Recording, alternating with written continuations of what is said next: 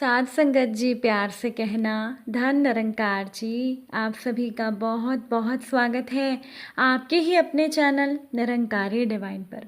साध संगत जी, अगर किसी के साथ ने आपको अच्छा समय दिखाया है तो बुरे समय में उसका साथ छोड़ देना ठीक नहीं।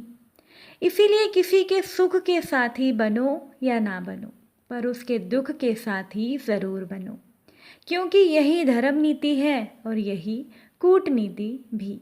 और आज की साखी इसी विषय पर आधारित है। तो चलिए आज की साखी सुनते हैं। साध संगत जी, एक शिकारी ने हिरण पर तीर चलाया। उस तीर पर बहुत खतरनाक जहर लगा हुआ था। शिकारी का निशाना चूक गया और वो तीर हिरण की जगह एक फले फूले पेड़ में जाकर लग गया। अब उस तीर पर जहर लगा हुआ था, इसीलिए पेड़ में जहर फैल गया। पेड़ सूखने लगा। उस पेड़ पर रहने वाले सभी पक्षी एक एक करके उस पेड़ को छोड़कर चले गए। उस पेड़ के कोटर में एक धर्मात्मा तोता बहुत सालों से रहा करता था। वो तोता पेड़ छोड़कर नहीं गया, बल्कि अब तो वो तोता अधिकतर समय पेड़ पर ही रहता था। दाना पानी ना मिलने की वजह से वो तोता भी सूख कर कांटा हुआ जा रहा था। अब ये बात देवराज इंद्र तक पहुंच गई। साध संगत जी, मरते वृक्ष के लिए अपने प्राण दे रहे तोते को देखने के लिए देवराज इंद्र खुद उस पेड़ पर आए। धर्मात्मा तोते ने इंद्र को पहली ही नज़र में पहचान लिया। इंद्र ने तोते से कहा कि देखो, इस पेड़ पर ना पत्ते हैं, ना फल हैं, ना फूल हैं, और उस पेड़ की दोबारा हरे भरे होने की कोई भी उम्मीद नहीं है। इस जंगल में और भी बहुत से पेड़ हैं जिनके बड़े बड़े कोटर हैं और वो कोटर पत्तों से ढके हुए हैं। उन पेड़ पर फल फूल भी हैं और उन पेड़ों के पास में सरोवर भी है। तो तुम इस पेड़ पर क्या कर रहे हो? तुम दूसरे पेड़ पर क्यों नहीं चले जाते? साध संगत जी, उस तोते ने जवाब दिया, देवराज, मैं इसी पेड़ पर जन्मा, इसी पर पला बढ़ा, इसके मीठे फल खाए। इसने मुझे दुश्मनों से बचाया, मैंने इसके साथ कई सुख भोगे हैं। आज जब इस पेड़ पर बुरा समय आया है तो मैं इसे कैसे छोड़ दूं? मैं अपने सुख के लिए इस पेड़ का त्याग क्यों कर दूं? जिसके साथ मैंने सुख भोगे, मैं दुख भी उसी के साथ भोगूंगा। मुझे इसी में खुशी मिलती है। आप देवता होकर भी मुझे ऐसी बुरी सलाह क्यों दे रहे हो?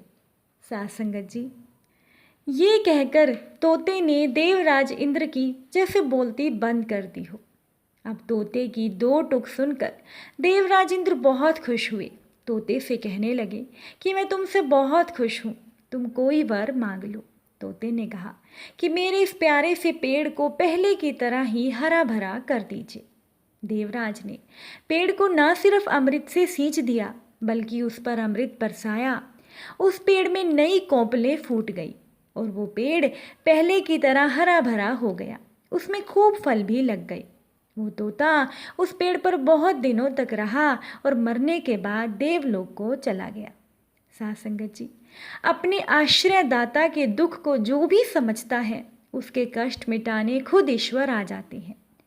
क्योंकि जब इंसान पर बुरा समय आता है तो बुरे समय में कोई भी व्यक्ति हो, वो भावात्मक रूप से बहुत कमज़ोर हो जाता है, और ऐसे समय में जो भी उसका साथ देता है वो उस इंसान को हमेशा याद रहता है।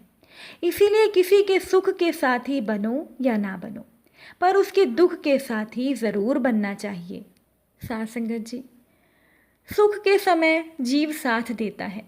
सुख के समय तो कोई भी इंसान का साथ देने को तैयार हो जाता है, लेकिन दुख के समय जो साथ देता है वो होता है ईश्वर।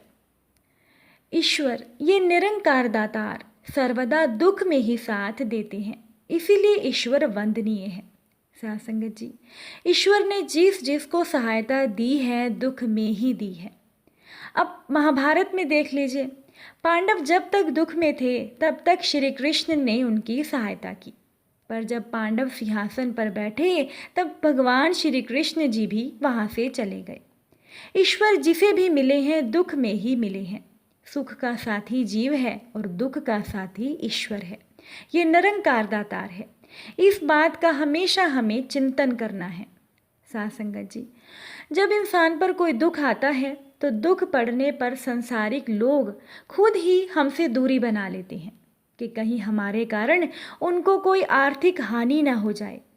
और जब सब साथ छोड़ देते हैं तब सदैव ही भोगों के पीछे दौड़ने वाला ये मन, उसे अच्छी तरह से हमारे मन को पता लग जाता है कि सुख के सब साथी दुख में ना कोई। तो अब हमें याद आता है ईश्वर। इसीलिए साथ संगत जी, हर इंसान, ज़्यादातर इंसान दुख में ही ईश्वर को याद करते हैं। साथ संगत जी, क्या आप जानते हैं कि हमारा सच्चा मित्र कौन है? हमारा सच्चा मित्र है ईश्वर, ये निरंकार दातार, ये सतगुरु। साथ संगत जी, क्योंकि तुलसीदास जी ने एक चौपाई के माध्यम से कहा है कि धीरज धर्म मित्र अरुनारी, आपद काल परखिए चारी। एक सच्चा मित्र वो होता है जो इंसान के दुख में उसका साथ देता है। साथ संगत जी, जब मुसीबत का समय आता है तब हम अपने धर्म, धीरज और मित्र की परीक्षा कर सकते हैं। क्योंकि सुख में तो सभी साथ देते हैं, जो दुख में साथ देता है वही हमारा सच्चा हितैषी होता है। कलयुग में तो थोड़ा सा दुख ही पहाड़ के समान लगने लगता है और दुख के समय अधिकतर धर्म और धीरज का साथ छूट जाता है। और जैसे ही धर्म और धीरज का साथ छूटता है उसके बाद आता है और भी ज़्यादा बुरा समय। ऐसे में दुख के भंवर में फंसे उस व्यक्ति के मित्र अगर साथ दें तभी वो व्यक्ति अपने दुख से बच सकता है। परंतु साथ संगत जी, ऐसा होता बहुत कम है। इसीलिए इसे परीक्षा का समय कहा जाता है। सच्चा मित्र वही होता है जो आपको किसी भी मुश्किल से आसानी से निकाल ले। मित्र ही सुख और खुशियों भरा अमूल्य जीवन जीने की प्रेरणा देते हैं। आपत्ति के समय जो मित्र सहयोग देता है वो ही सच्चा मित्र होता है। रामायण में प्रभु श्री राम ने भी कहा है कि हमें मित्रों के छोटे से दुख को पहाड़ के समान समझना चाहिए और हमें खुद के दुख को धूल के समान समझना चाहिए। और साथ संगत जी, आज के समय में हमारा सच्चा मित्र केवल ईश्वर है, ये निरंकार दातार है, क्योंकि ये किसी भी दुख में हमारा साथ नहीं छोड़ता। दुख में जो साथ दे वो ईश्वर है और जो सुख में साथ दे वो जीव है। साथ संगत जी, कहते हैं ईश्वर, ये निरंकार दातार वो है जो हर सुख दुख में साथ देता है। इसीलिए इस ईश्वर को, इस निरंकार दातार को कभी भी नहीं भूलना चाहिए। जब भी समय मिले तो ईश्वर के पास जाकर इससे बातें कीजिए, सिमरन कीजिए, ताकि ये निरंकार दातार भी आपको बच्चे के जैसा प्यार दे और हर मुसीबत में आपका साथ दे। साथ संगत जी, विपत्ति के समय में, दुखी समय में ही इंसान को पता लगता है कि कौन उसका अपना है और कौन पराया। और अधिकतर लोगों को दुख के समय ईश्वर की ही याद आती है। अब आप सभी भी मुझे बताइएगा कि क्या आपने दुख से ज़्यादा अपने सुख में ईश्वर को, निरंकार दातार को याद किया है? अगर ये इंसान इस निरंकार दातार को हर सुख में भी याद करे तो निश्चित रूप से उस इंसान पर दुख आते ही नहीं। पर यह हमारी विडंबना है कि हम सुख में ईश्वर को इतना याद नहीं करते जितना हम दुख में ईश्वर को याद करते हैं। साथ संगत जी, हमें ईश्वर को, इस निरंकार दातार को एक समान अपने हर सुख दुख में याद करना चाहिए। चलिए अब हम सभी मिलकर सिमरन करते हैं। तू ही निरंकार, मैं तेरी शरण हाँ, मैनू बख्श लो। तू ही निरंकार, मैं तेरी शरण हाँ, मैनू बख्श लो। जी, प्यार से बोलिए, धन निरंकार।